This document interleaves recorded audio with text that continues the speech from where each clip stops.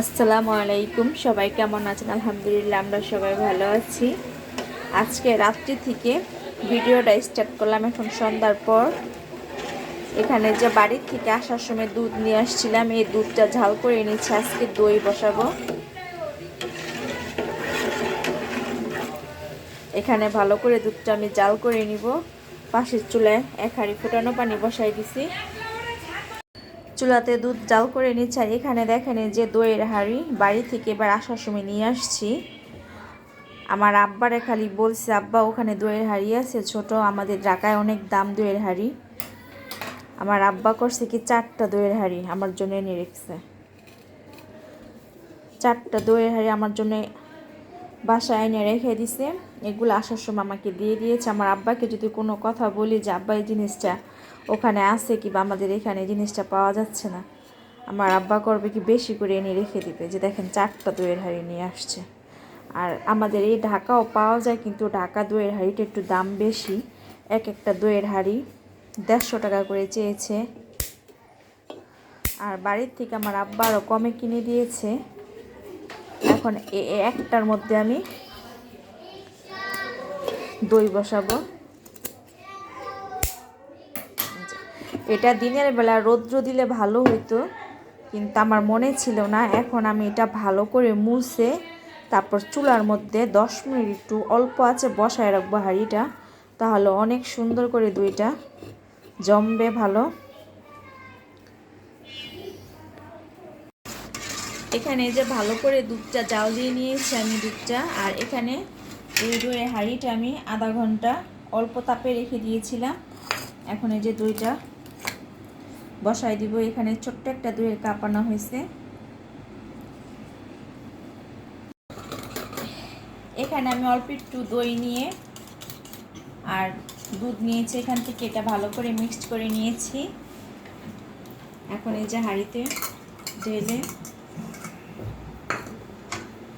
আর একটু ভালো করে মিক্সড করে নিব।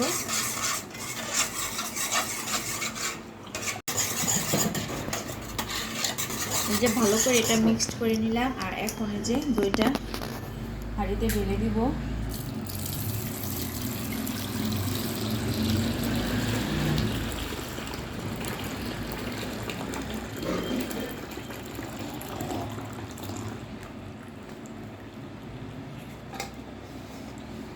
আমি এখানে ছোট্ট ছোট্ট দুটা মাটির হাঁড়ি নিয়েছিলাম। এগুলো সাফনের আব্বু দই নিয়ে আসছিল, আমি রেখে দিয়েছি পরিষ্কার করে। ভাবছি যে এটা ভরে বেশি দুধ হলে এই দুটার মধ্যে পাতবো, কিন্তু এই দুটা আর হলো না। এক হাঁড়ি দুধ হয়েছে। এখন এটা ভালো করে ঢেকে আমি রেখে দিব। আর কালকে সকালবেলা আমি দেখাবো দইটা আমার কেমন জমেছে। কালকে রাতে যে আমি দই পেতেছিলাম, আজকে সকালবেলায় যে দইয়ের অবস্থা আমার, দইটা একটু একটু নড়তেছে। দইটা এখন ফ্রিজে রেখে দিব। নর্মাল ফ্রিজে রেখে দিলে দইটা ভালোভাবে জমে যাবে। সাফানকে স্কুলে দিয়ে আসলাম। আসার সময় যে এখন সকালবেলা ফ্রেশ এখানে টমেটো নিয়ে আসছি। টমেটোটা আমি পলিথিন থেকে এভাবে ঢেলে রাখছি ঝুড়িতে। আর টমেটোটা আমি আদা পাকা নিয়ে এসছি। আদা পাকা টমেটো দিয়ে যে কোনো তরকারির মধ্যে খুব মজা লাগে।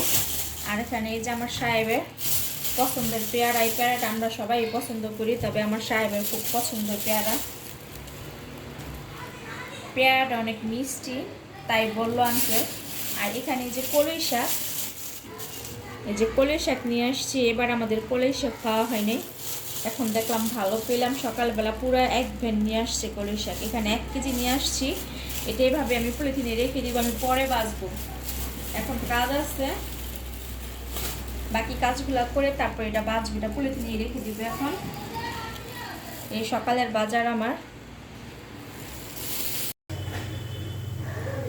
বাসার কাজটা সব শেষ করে এখন রান্না করতে চলে আসছে। আর এখানে 2 কেজি পেঁয়াজ নিয়েছি আমি কেটে। আজকে 2 কেজির পেঁয়াজের ভেরেস্তা বানায় আমি ফ্রিজে রেখে দিব। পেঁয়াজের ভেরেস্তা করে নর্মাল ফ্রিজে রেখে দিলে অনেক দিন থাকে, যখন তখন যে কোনো মাংসের মধ্যে দেওয়া যায়, ভর্তার মধ্যে দেওয়া যায়।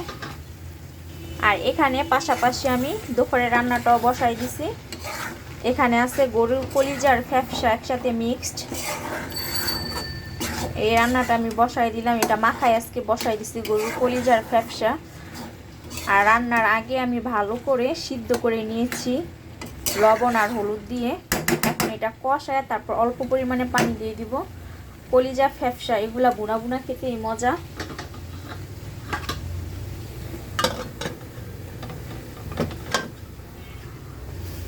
এখন পেঁয়াজটা ভেরেস্তা করে রেখে দিব। আর এখন তো পেঁয়াজের দামটা একটু কম, আগের চেয়ে অনেক কম আছে। আর পেঁয়াজের ভেরেস্তাটা তো সবসময় আমাদের লাগে। এখন এই সময় পেঁয়াজের ভেরেস্তা করে রাখার।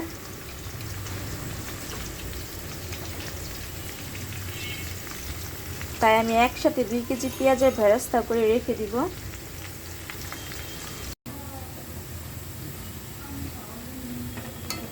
এই যে আমার পেঁয়াজের ভেরেস্তাটা এখন আমি নামাই ফেলবো। এই পর্যায়ে পেঁয়াজের ভেরেস্তাটা নামাই ফেলবো আমি। অল্প অল্প অল্প করে ভাজতেছি, তাহলে খুব সুন্দরভাবে ভাজা হবে। এই যে আমার পেঁয়াজের ভেরেস্তাটা আমি এভাবে ভেজে নিব সবগুলা। আর অল্প অল্প করে ভাজতেছি, কারণ একবারে বেশি বেশি করে দিলে পুড়ে যাবে।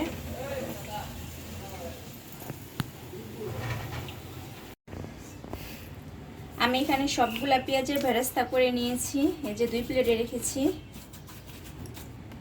আমার পেঁয়াজের ভেরেস্তাগুলো। আর দেখেন কি ঝনঝন শব্দ করতেছে, একদম মচমচা হয়েছে। আর দেশি পেঁয়াজের ভেরেস্তা এমনি অনেক মজা আর মচমচা হয়। এখন এটা ঠান্ডা হইলে আমি একটা বয়মে ভরে রেখে দিব। সবকিছুতে দেওয়া, মাংসের মধ্যে দিয়ে খাওয়া যাবে, কোনো ভর্তার মধ্যে দিয়েও খাওয়া যাবে। এই যে আমার পেঁয়াজের বেরেস্তাটা একদম ঠান্ডা হয়ে গেছে। আর এখন একটা বয়ম নিচে, বয়মের মধ্যে ভরে রাখবো। আর আমি নিচে একটা টিস্যু দিয়েছি, এক্সট্রা তেলটা চুষে নিবার। দেখেন একটার সাথে একটা লাগে না, একদম ঝরঝরা হয়েছে, খুব মচমচা হয়েছে। এখন এই যে বয়মে ভরে আমি রেখে দেবো।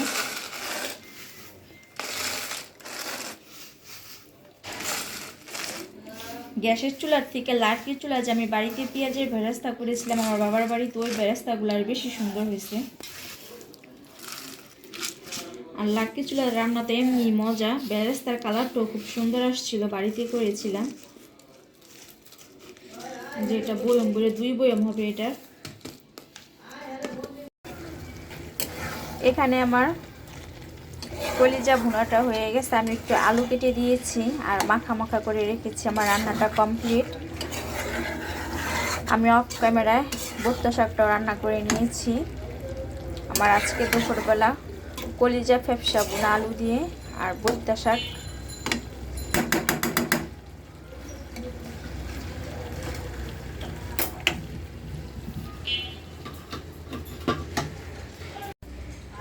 এখানে রাতে খাওয়ার জন্য ভাত বসিয়েছি। আর দুপুরবেলাতে যে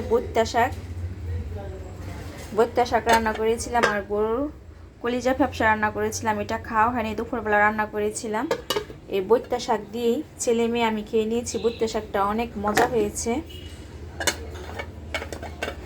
সাফনের আব্বুও চলে আসছে অফিস থেকে, আসার সময় কিছু সদাই নিয়ে আসছে, ওইগুলো এখন গুছাবো। এখানে এনে রেখে দিছে। আমি যে সকালবেলা টমেটো আনছিলাম এগুলো এখানে রেখে দিছি। আর এই যে শাক, আমার শাকটা এখনও বাছা হয়নি।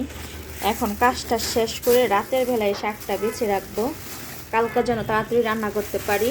এভাবে পলিথিন ধরে রেখে দিয়েছি। আর এই যে সাফনে রাখবো, এখানে না জিনিসপত্রগুলো রেখেছে। এখানে তেল নিয়েছে, আমি অফিসে যাওয়ার সময় বলে দিয়েছিলাম বাসার তেল লাগবে। তেল নিয়ে আসছে, গুঁড়া সাবান, সাথে চিনি। আমি এখন এগুলা জায়গায় রেখে দিব। আর সাথে 2টা কাপড় দেওয়ার সাবান, এই যে এটার সাথে ফ্রি দিয়েছে, এক সাইডে রেখে দিয়েছে। আমি এখন গুছাই নিব, শাকটাও বেছে নিব। ঠিক আছে, তাহলে আজকের ভিডিওটি এখানেই শেষ করি। সবাই ভালো থাকবেন, আল্লাহ হাফেজ।